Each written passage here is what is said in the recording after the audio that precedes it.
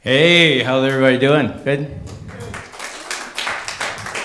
First, I should tell you, I'm a stand-up comic, but I was also a bus operator for about 23 years, which was...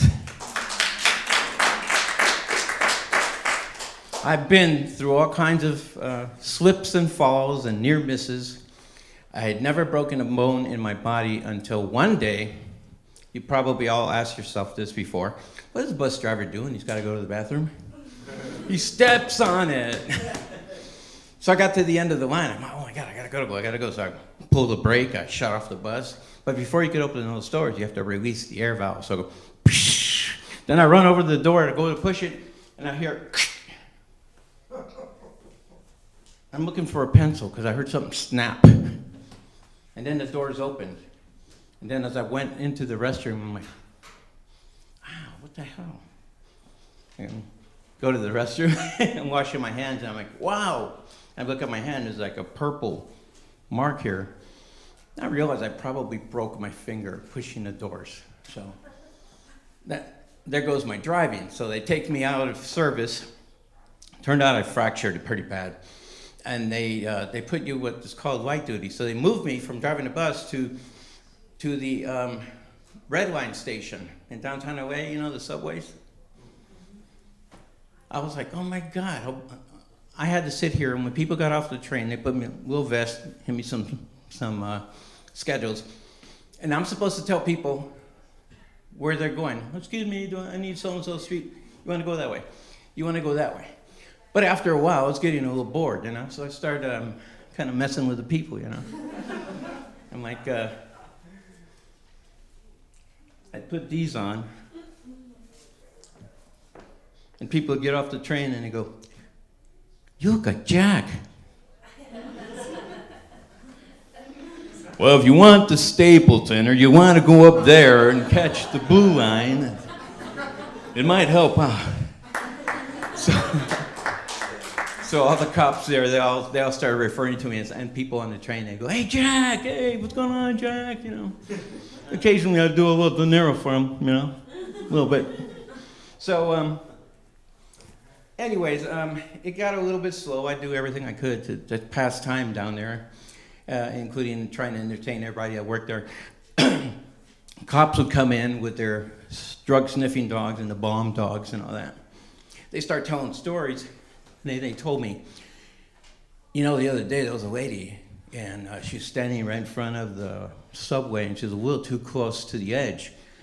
And someone told the police officer, he went down there and eventually got a hold of her and pulled her away from the edge. They were wondering, you know, if she was, you know, maybe suicidal or something. And I had been working with other people up until this particular day. They only put me by myself down there on the platform. So I come down, I'm walking down. And as I'm heading down toward the end of the platform, I see a bunch of people just kind of standing around, looking at some guy as a young kid. I like to call him recently homeless because his clothes was tattered, but it didn't look so bad. He was, you know, he looked like he was in his early 20s or whatever, teens. And he was acting all funny. He was like,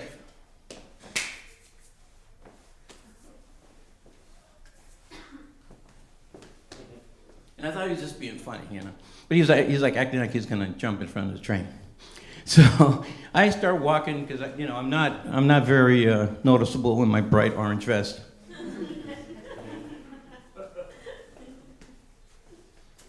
Getting a little bit closer, and then finally I got to where he could hear me, and I go, excuse me, hey, why don't you step back from the yellow zone there, okay? I want to keep it a little safe, you know?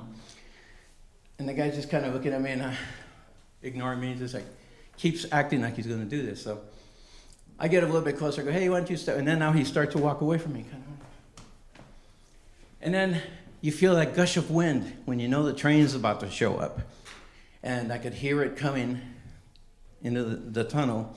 Hadn't quite got there yet. And he's just like, almost to the front edge, but now he's walking all the way to the side where there's a little gate for the conductors to go down and shut off the power in case of an emergency.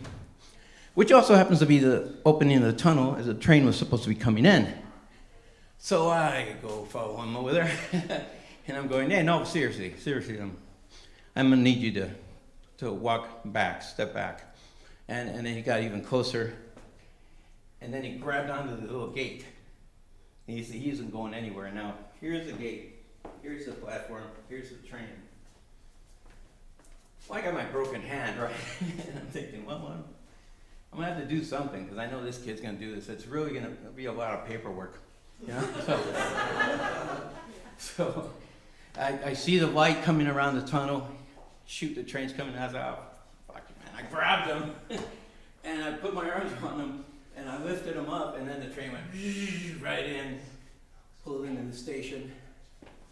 I set him down, and the weirdest thing, he looked at me like,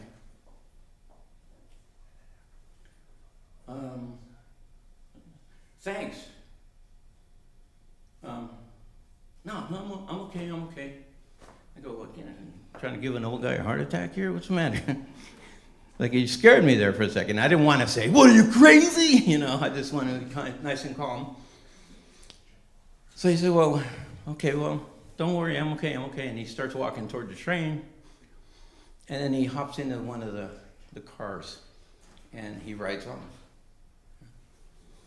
And I'm thinking to myself, all these people are just standing around doing nothing. And then I come down here, and it's like I'm the only one that did anything about it, you know. And then I looked at my cast and my broken hand. And me, personally, I have a strange relationship with God, you know. I talk to him like he's my buddy. And so I looked up and I go, man, is this why you broke my hand? And I kid you not, I got this huge jolt just went right through my whole body. You know, you get the hair back here 1,000 times. Boom! I'm like, okay, man, just asking.